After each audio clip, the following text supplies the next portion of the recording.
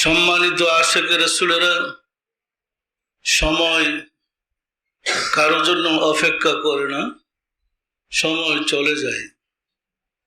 আমরা মনে করি ইবাদতের কাজটা হয়তো কালকে করব, দেখা যায় কাল কারো জীবনে আর ফিরে আসে না।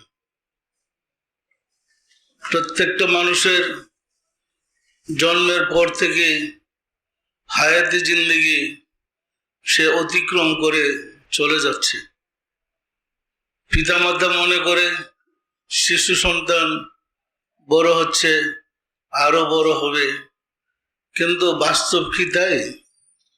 বাস্তবে দেখলে একজন মানুষ যদি 60 বছর হায়াত নিয়ে জন্ম নেয়, জন্মের পর থেকে তার 60 বছর মাইনাস হইতেছে, মানে প্রতিটা মুহূর্ত, প্রতিটা ঘন্টা, প্রতিটা দিন তার ওই 60 বছর থেকে মাইনাস হচ্ছে, কমে যাচ্ছে।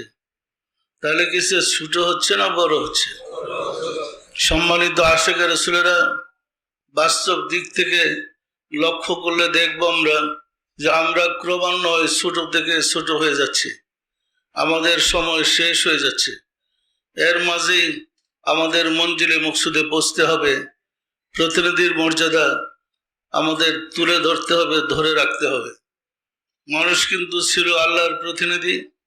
আমরা নিজের কর্মদোষে সে প্রতিনিধিত্বের গুণ হারিয়ে ফেলেছি। আবার সৎকর্ম করে, ভালো কাজ করে, আল্লাহর পরিচয় লাভ করে আমাদের প্রতিনিধির মর্যাদায় অধিষ্ঠিত হইতে হবে।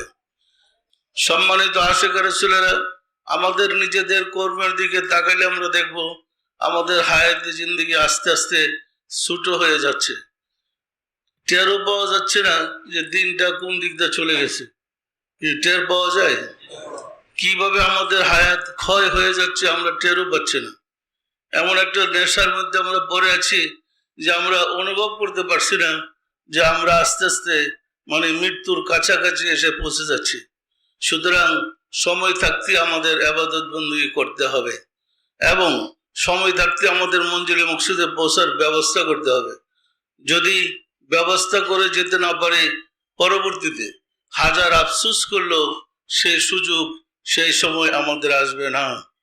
সম্মানিত আশিকে রাসূলেরা, আমরা অনেক সময় গল্প করে থাকি বা নিজেরাও চিন্তা করি যে আজ না পারি কাল তো ভালো কাজ করব। আবার কেউ কেউ বলে যে আমার সময় হয় নাই, বুড়া হলে আমি ভালো কাজ করে মরব বলে। কিন্তু আমাদের দেশে একটা প্রচলনই আছে যে 40 বছর পার হয়ে এলো, এরপরে পীরের কাছে যাব, ওলি আল্লাহর কাছে গিয়ে তওবাতিল্লাহ পড়া মানে সাধু হয়ে যায়। বলেন, যে যৌবন বয়সে পারে নাই সে কি বুড়া বয়সে পারে? যে ছেলেটা যুবক বয়সে লেখাপড়া করতে পারে না, সে বৃদ্ধ বয়সে কিভাবে লেখাপড়া করবে, কিভাবে মঞ্জিলে মকসুদে বসবে? আমাদের কিন্তু অনেক অনেক ভুল আমাদের মাঝে রয়ে গেছে। সুতরাং সময় মতো আমাদের কাজ এগিয়ে নিতে হবে এবং আমাদের কাজ করে যেতে হবে।